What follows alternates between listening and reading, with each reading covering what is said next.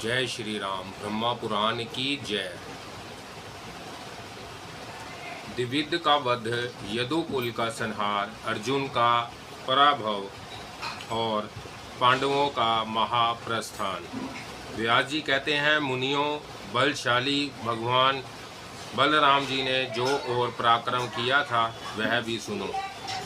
द्विविद नाम से प्रसिद्ध एक महापराक्रमी वानर था जो देवद्रोही दैत्यपति नरकासुर का मित्र था। उसने देवताओं से वैर बांध लिया था। वह कहता था, श्री कृष्ण ने देवताओं के कहने से ही बलवान नरकासुर का वध किया है, अतः मैं समस्त देवताओं से इसका बदला लूँगा। इस निश्चय के अनुसार वह यज्ञों का विध्वंस और मृत्यु लोक का विनाश करने लगा। अज्ञान से मोहित होने के कारण उसने साधु पुरुषों की मर्यादा तोड़ डाली और देहधारी जीवों का संहार आरंभ कर दिया।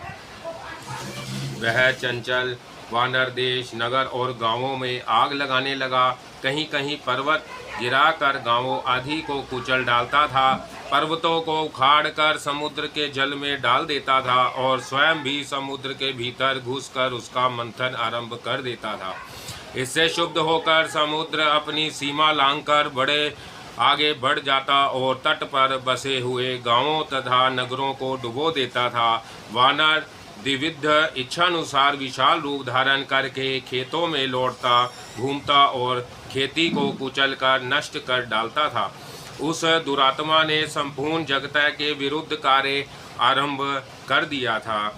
कहीं कोई स्वाध्याय और वष्टाकार का नाम लेने वाला नहीं था। सब संसार अत्यंत दुखी हो गया था। एक दिन रेवत पर्वत के उद्यान में बलभद्र जी तथा महाभागा रेवती विहार कर रहे थे। उनके साथ और भी सुंदर स्त्रियां थीं। बलभद्र जी रमणियों के बीच में विराजमान थे और वह उनके सुयश का गान कर रही थी। इसी समय द्विविद भी वहां आया और उनके सम्मुख खड़ा हो उन्हीं की नकल करने लगा। वह दुष्ट वानर उन युवतियों की ओर देख देख कर जोर जोर से हंसने लगा। यह देखकर बलभद्र जी ने कुपित होकर उसे डांटा, किंतु उनके डांटने की परवाह ना करके वह चिलकारी मारने लगा। तब बलराम जी ने उठकर खड़े रोष के साथ मुसल हाथ में लिया।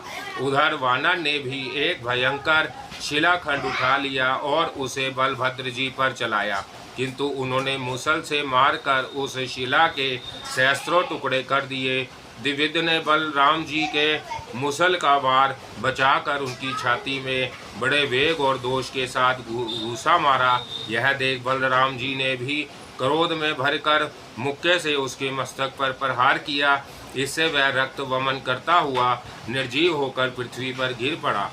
गिरते समय उसके शरीर के आघात से उस पर्वत शिखर के सैकड़ों टुकड़े हो गए, मानो उस पर वज्र गिरा हो। उस समय देवता बलराम जी के ऊपर फूलों की वर्षा तथा उनकी भूरी भूरी प्रशंसा करने लगा और बोले, वीर, आपने यह बड़ा अच्छा कार्य किया है। यह दुष्ट वानर दैत्य पक्ष का सहायक था। इसने संपूर्ण जगत को संकट में डाल रखा था। सौभाग्य की बात है कि आज यह मारा गया। इस प्रकार इस पृथ्वी को धारण करने वाले परम बुद्धिमान बलराम जी के अनेक अद्भुत पराक्रम है, जिनकी कोई गणना नहीं हो सकती।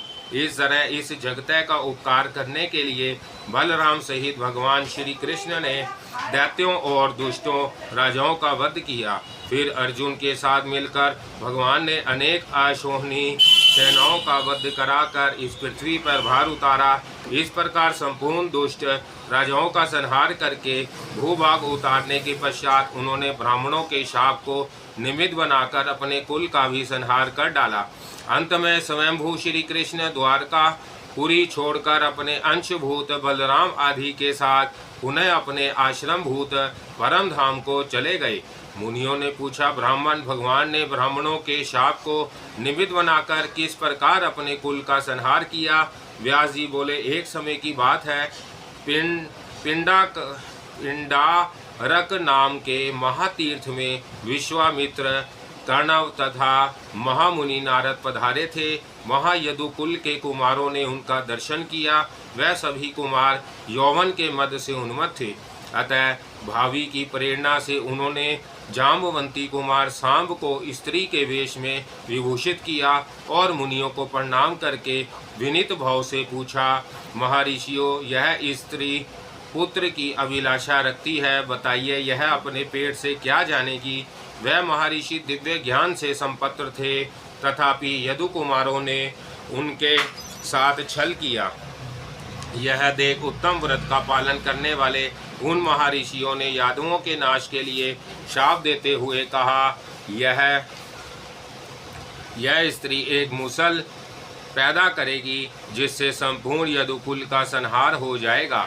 उनके यो कहने पर यदु कुमारों ने पुरी में आकर राजा उग्रसेन को सब हाल कह सुनाया। सांब के पेट से मुसल पैदा हुआ। उग्रसेन ने उस मुसल के लोहे को कुटवा कर चूर्ण बना दिया और उसे समुद्र में फेंक दिया। वह चूर्ण एड़का नाम की घास के रूप में उत्पन्न हो गया। मुसल का जो लोहा था उसे चूर्ण कर देने पर भी उसका एक टुकड़ा बचा रह गया। उसे यादवगण किसी प्रकार भी चूर्ण ना कर सके। उसकी आकृति तोमर के समान थी। वह टुकड़ा भी समुद्र में फेंक दिया गया, किंतु उसे एक मत्स्य ने निगल लिया। उस मत्स्य को मछेरों ने जाल बिछाकर पकड़ लिया। जब उसका पेट चीर गया तब वह लोहा निकला और उसे जरा नामक व्याध ने ले लिया। भगवान श्री कृष्ण इन सभी बातों को अच्छी तरह जानते थे, तो भी उन्होंने विधाता के विधान को बदलना नहीं चाहा। इसी बीच में देवताओं ने भगवान श्री कृष्ण के पास अपना दूत भेजा। उसने एकांत में भगवान को प्रणाम करके कहा, भगवान वासु, अविनाशी कुमार, मरुदगण, आदित्य, रुद्र तथा संध्या आदि देवताओं के साथ इंद्र ने मुझे दूत बनाकर भेजा है। प्रभु, देवगण आपसे जो निवेदन करना चाहते हैं वह इस प्रकार है, सुनिए। देवताओं के प्रार्थना करने पर आपने जो इस पृथ्वी का भार उतारने के लिए अवतार लिया था उसे आज 100 वर्ष से अधिक हो गए। दुराचारी दैत्य मारे गए, पृथ्वी का भार उतर गया। अब देवता आपसे सनात होकर स्वर्ग में निवास करें। जगन्नाथ, यदि आपको स्वीकार हो तो अब अपने परम धाम को पधारें। श्री भगवान बोले, दूत, तुम जो कुछ कहते हो वह सब मैं जानता हूँ, इसलिए मैंने यादवों के संहार का कार्य आरंभ कर दिया। यदि यदुवंशियों का संहार ना हो तो यह पृथ्वी पर बहुत बड़ा भार रह जाएगा। अतः मैं 7 रात के भीतर जल्दी ही इस भार को भी उतार डालूंगा। जिस प्रकार मैंने द्वारकापुरी बसाने के लिए समुद्र से भूमि मांगी थी, उसी प्रकार उसे वह भूमि लौटा भी दूंगा और यादवों का संहार करके अपने परम धाम को जाऊंगा। देवराज इंद्र तथा देवताओं को यूँ मानना चाहिए कि मैं बलराम जी के साथ अब अपने धाम में आ ही गया। इस पृथ्वी के भार रूप जो जरासंध आदि राजा थे वह मारे गए, तथापि इन यदुवंशियों का भार उनसे भी बढ़कर है। अतः पृथ्वी के इस महाभार को उतारकर ही मैं देवलोक की रक्षा के लिए अपने धाम में जाऊंगा। भगवान वासुदेव के योग कहने पर देवदूत उन्हें प्रणाम करके दिव्य गति से देवराज के समीप चला गया। इधर द्वारकापुरी में दिन रात विनाश के सूचक दिव्य भौम एवं अंतरिक्ष संबंधी उत्पात होने लगे। उन्हें देखकर भगवान ने यादवों से कहा, देखो, ये अत्यंत भयंकर महान उत्पात हो रहे हैं। इनकी शांति के लिए हम सब लोग शीघ्र ही प्रभात क्षेत्र में चले। उस समय महान भगवद उद्धव जी ने श्री हरि को प्रणाम करके कहा, भगवान, अब मुझे क्या करना चाहिए, इसके लिए आज्ञा दे। मैं समझता हूँ आप इस समस्त यादव कुल का संहार करना चाहते हैं, क्योंकि मुझे ऐसे निमित्त दिखाई देते हैं जो इस कुल के विनाश की सूचना देने वाले हैं। श्री भगवान बोले, उद्धव, तुम मेरी कृपा से प्राप्त हुई दिव्य गति के द्वारा गंधमादन पर्वत पर परम पवित्र बद्री का आश्रम तीर्थ में चले जाओ। वह श्री नर नारायण का स्थान है। वहाँ की भूमि बड़ी पवित्र है। उस तीर्थ में मेरा चिंतन करते हुए निवास करो, फिर मेरी कृपा से तुम्हें उत्तम सिद्धि प्राप्त होगी। मैं इस कुल का संहार करके अपने धाम को जाऊंगा। मेरे त्याग देने पर समुद्र इस द्वारकापुरी को डुबो देगा। भगवान के योग कहने पर उद्धव जी उन्हें प्रणाम करके नर नारायण के आश्रम में चले गए। तदंतर संपूर्ण यादव शीघ्रगामी रथ पर आरूढ़ हो बलराम और श्री कृष्ण आदि के साथ प्रभात क्षेत्र में गए। वहां पहुंच पर कुकुर और अंधक वंश के सब लोगों ने प्रसन्नतापूर्वक मदिरा पान किया। बीते समय उनमें परस्पर संघर्ष हो गया, जिससे विनाश करने वाली कालाग्नि प्रज्वलित हो उठी। देव के अधीन होकर उन्होंने एक दूसरे को शस्त्रों से मारना आरंभ किया। जब शस्त्र समाप्त हो गए तब पास ही जमी हुई एड़का नाम की घास सबने उखाड़ ली। उनके हाथों में आने पर वह एड़का व्रज की भांति दिखाई देने लगी। उसके द्वारा वह एक दूसरे पर भयंकर प्रहार करने लगे। प्रधुमन, सांब, कर्तवर्मा, सत्यायिक, अनिरुद्र, प्रथु, चारुवर्मा, सुचारु तथा अक्रूर आदि सभी यदुवंशी एड़का रूप व्रज से एक दूसरे को मारने लगे। श्री हरि ने यादवों को ऐसा करने से रोका, किंतु वह उन्हें अपने विपक्षी का सहायक मानने लगे और उनकी अवहेलना करके परस्पर प्रहार करते ही रहे। इससे भगवान श्री कृष्ण को भी क्रोध हो आया। अतः उन्होंने भी उनका वध करने के लिए मुट्ठी भर एड़का उखाड़ ली। हाथ में आते ही वह एड़का लोहे का मुसल बन गई। उस मुसल से भगवान ने सहसा समस्त यादवों का संहार कर डाला तथा अन्य यादव आपस में ही लड़कर नष्ट हो गए।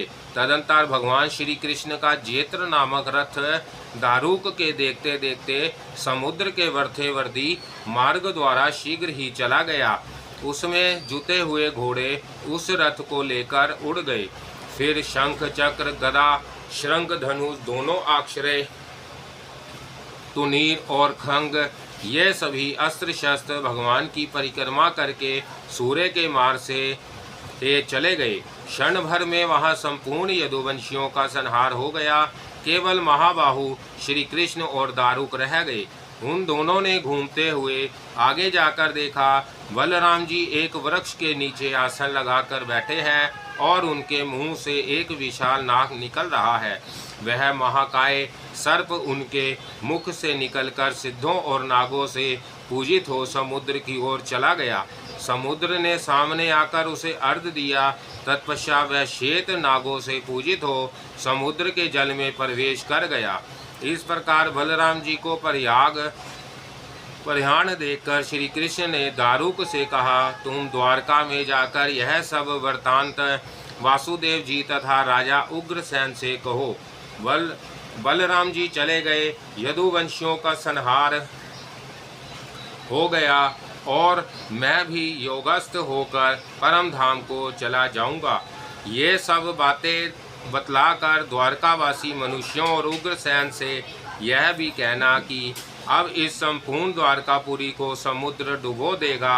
अतः आप लोग यहाँ से जाने के लिए रथों को सुसज्जित करके अर्जुन के आगमन की प्रतीक्षा करें। अब अर्जुन द्वारका से निकले तब कोई भी वहाँ ना रहे, सब लोग अर्जुन के साथ ही चले जाएं। दारुक, तुम कुंती नंदन अर्जुन से भी जाकर मेरी यह बातें कहो। द्वारका में जो मेरी स्त्रियां हैं उनकी वह यथाशक्ति रक्षा करेंगे। यह कहकर अर्जुन को साथ ले तुम द्वारका में आना और सबको बाहर निकाल ले जाना। अब यदुकुल में अनिरुद्र कुमार व्रजनाभ राजा होंगे। यह सुनकर दारुक ने भगवान श्री कृष्ण को बारंबार प्रणाम किया और अनेक बार उनकी परिक्रमा करके वह उनके कथानुसार वहां से चला गया। उसने जाकर भगवान की आज्ञा के अनुसार सब कार्य किया।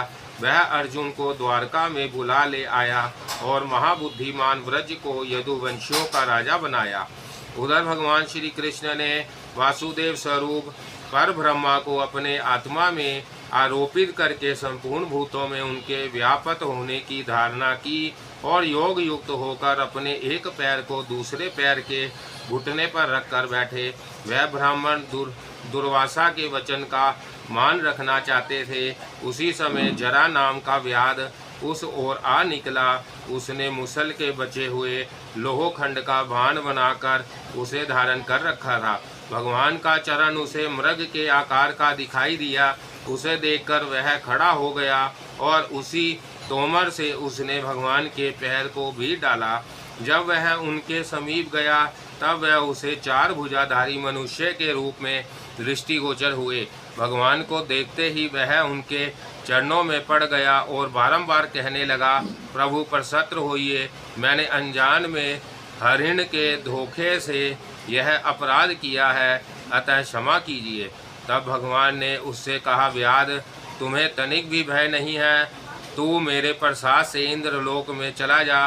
भगवान के इतना कहते ही वहाँ विमान आ पहुँचा और वह व्याध उस पर बैठकर भगवान की कृपा से स्वर्गलोक को चला गया।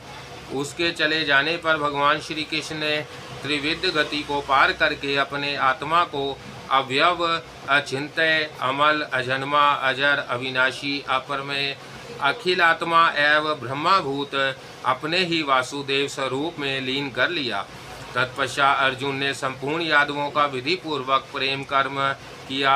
फिर व्रज आदि सब लोगों को साथ ले वह द्वारका से बाहर निकले।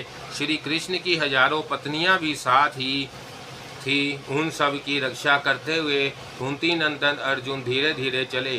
भगवान श्री कृष्ण ने मृत्यु लोक में जो सुधर्मा सभा मंगवाई थी वह और परिजात वृक्ष दोनों ही पुनः सर को चले गए। श्री हरि जिस दिन इस पृथ्वी को छोड़कर अपने धाम को पधारे उसी दिन यह मलिन काय कलियुग भूतल पर प्रकट हुआ। समुद्र ने मनुष्यों से सुनी द्वारका को डुबो दिया। केवल भगवान श्री कृष्ण का मंदिर वह अब भी नहीं डूबता। वहाँ भगवान श्री कृष्ण नित्य विराजमान रहते हैं। वह परम पवित्र भगवत धाम संपूर्ण पातकों का नाश करने वाला है। भगवान श्री कृष्ण की लीलाओं से युक्त उस पवित्र स्थान का दर्शन करने से मनुष्य सब पापों से मुक्त हो जाता है। अर्जुन द्वारका वासियों को साथ ले प्रचुर धन धान्य से संपत्र पंचनद देश में आ पहुँचे। वहाँ उन्होंने सब लोगों के साथ एक स्थान पर पड़ाव डाला। वहाँ बहुत से लुटेरे रहते थे। उन्होंने देखा एकमात्र धनुर्धर अर्जुन ही बहुत सी अनाथ स्त्रियों को साथ लिए जाता है। तब उनके मन में लोभ उत्पन्न हुआ। लोभ से उनकी विचार शक्ति नष्ट हो गई। अतः वह अत्यंत दुर्मुद पापचारी अभीर एकत्रित होकर आपस में सलाह करने लगे। भाइयों, यह अर्जुन अकेला हम सब लोगों की अवहेलना करके इस अनाथ स्त्रियों को लिए जाता है। इसके हाथ में केवल धनुष है। इसी के बल पर यह हमें कुछ नहीं समझता। यह हमारे लिए धिक्कार की बात है। तुम सब लोग बल लगाओ। ऐसा निश्चय करके लाठी और ढेले चलने वाले डाकू हजारों की संख्या में उन स्त्रियों पर टूट पड़े। यह देख कुंती नंदन अर्जुन ने उनका उपहास सा करते हुए कहा, ओ पापियों, यदि तुम्हारी मरने की इच्छा ना हो तो लौट जाओ। अब हीरों पर उनकी धमकी का कुछ भी असर ना हुआ। उन्होंने अर्जुन के वचनों की अवहेलना करके सारा धन लूट लिया। तब अर्जुन ने अपने दिव्य गांडीव धनुष को चढ़ाकर आरंभ किया, किंतु बलवान होने पर भी वह उसे चढ़ा ना सके। वही कठिनाई से किसी तरह उन्होंने धनुष पर प्रत्यंचा चढ़ाई भी तो वह पुनः ढीली हो गई तथा उनके बहुत स्मरण करने पर भी उन्हें किसी अस्त्र शस्त्र की याद ना आई। उन्होंने डाकुओं पर बाण चलाए किंतु वह बाण उन्हें घायल ना कर सके। अग्निदेव के दिए हुए अक्षय बाण उन गवालों के साथ युद्ध करने में नष्ट हो गए। अर्जुन की शक्ति भी क्षीण हो गई। उस समय अर्जुन के मन में यह निश्चय हुआ कि मैंने अपने बाण समूहों से जो बड़े बड़े बलवान राजाओं को परास्त किया है वह श्री कृष्ण का ही बल था। बाणों के नष्ट हो जाने पर अर्जुन ने धनुष की नोक से डाकुओं को मारना आरंभ किया, किंतु वह उनके इस प्रहार की हंसी उड़ाने लगे। वह मलेच्छ लुटेरे अर्जुन के देखते देखते वृष्णि और अंधका वंश की सुंदरी स्त्रियों को लेकर चारों ओर चंपल हो गए। तब अर्जुन ने दुखी होकर कहा, हाय, यह बड़े कष्ट की बात हुई। ओह भगवान श्री कृष्ण ने मुझे अकेला छोड़ दिया। यूँ कहकर वह फूट फूट कर रोने लगे और रोते रोते ही बोले, हाय, यह वही धनुष है, वह ही बाण है, वही रथ और वह ही घोड़े हैं, किंतु आज सब एक साथ ही नष्ट हो गए। अहो देव बड़ा प्रबल है। महात्मा श्री कृष्ण के बिना मुझे समर्थे रहते हुए नीच पुरुषों से अपमानित होना पड़ा। वह ही मेरी भुजाएं, वही मुष्टि और वही मैं अर्जुन, किंतु उन पुण्य पुरुष श्री कृष्ण के बिना आज सब कुछ निसार हो गया। मेरा अर्जुन तब और भीमसेन का भीमत्व भगवान के ही कारण था, तभी तो आज उनके ना रहने पर मुझे अभीरों ने जीत लिया, अन्यथा यह कैसे संभव था। इस प्रकार कहते हुए अर्जुन अपने श्रेष्ठ नगर इंद्रप्रस्थ में गए। वहां उन्होंने यादव कुमार व्रज को यदुवंशियों का राजा बनाया। तदंतर वह वन में आकर मुझसे मिले और मुझे विनय पूर्वक प्रणाम किया। अर्जुन को अपने चरणों की वंदना करते देख मैंने पूछा, पार्थ तुम इस प्रकार अत्यंत उदास क्यों हो रहे हो? तुमसे किसी ब्राह्मण की हत्या तो नहीं हो गई है, अथवा विजय की आशा भंग होने से तुम्हें दुख हो रहा है? इस समय तुम सर्वथा श्रीहीन हो गए हो। तुमने किसी आगाम्य स्त्री से रमन तो नहीं किया जिससे तुम्हारी कांति फीकी पड़ गई है, या कहीं निम्न श्रेणी के मनुष्यों ने उन्हें युद्ध में परास्त कर दिया है?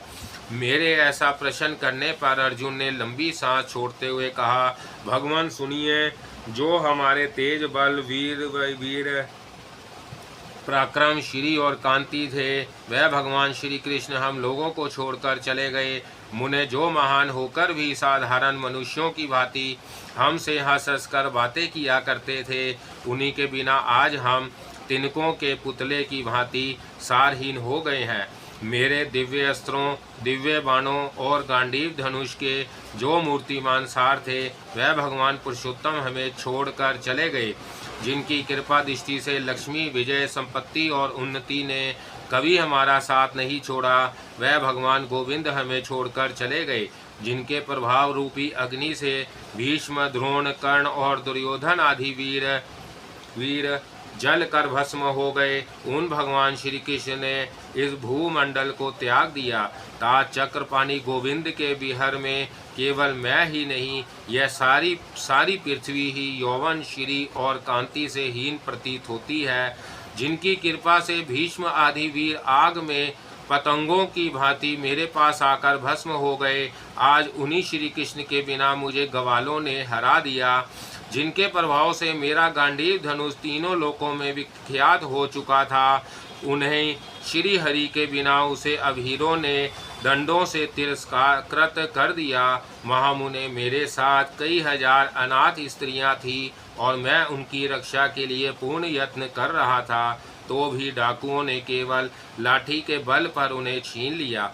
पितामह, ऐसी अवस्था में मेरा श्रीहीन होना कोई आश्चर्य की बात नहीं है। आश्चर्य तो यह है कि मैं नीच पुरुषों द्वारा अपमान के पंख में साना जाकर भी निर्जलता पूर्वक जीवन धारण कर रहा हूँ। व्यास जी कहते हैं, द्विजवरों, पांडुनंदन महात्मा अर्जुन अत्यंत दुखी और दीन हो रहे थे।